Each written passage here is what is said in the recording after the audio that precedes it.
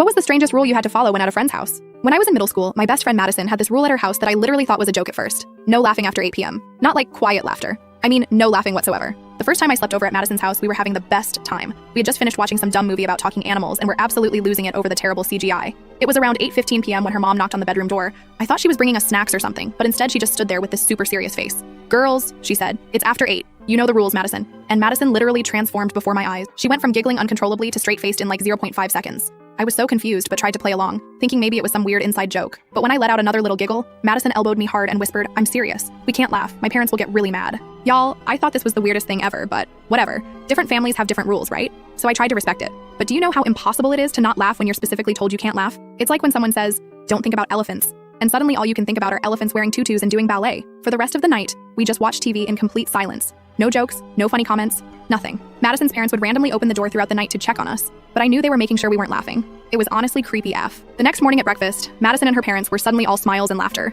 Her dad was making dad jokes and her mom was giggling. I was sitting there like LOL WTF. When I asked Madison about it later, she just shrugged and said, "We're not allowed to laugh after 8. That's just how it is." She wouldn't explain why, just that it had always been that way. I ended up sleeping over at Madison's house many times over the next 2 years, and every single time the same thing happened. 8 p.m. hit, and it was like someone flipped a switch. No laughter allowed. I got better at controlling myself, but there were a few close calls. The worst was when Madison's older brother Jasper came home from college one weekend. He didn't know I was there and started telling this hilarious story about his roommate's disaster date. I was biting my cheek so hard I thought they would bleed, and Madison was kicking me under the table. It was 8:30 p.m. and her parents were giving us the look, but the night that everything came to a head was during our final sleepover before high school. Madison and I were looking through old photos and found one of us from a Halloween party where I had tripped and fallen face first into a bowl of punch. It was 8:10 p.m. I couldn't help it. I laughed. Not just a giggle. A full-on, uncontrollable, tears streaming down my face howl of laughter. Madison looked terrified. She tried to shush me, but it was too late. Her dad burst through the door like the freaking Kool-Aid man, and I swear to God the temperature in the room dropped 20 degrees. "Get out," he said to me. Not yelling. Almost worse than yelling. Just this cold, quiet command. Madison was crying, begging him to let me stay, saying it was her fault for showing me the photo,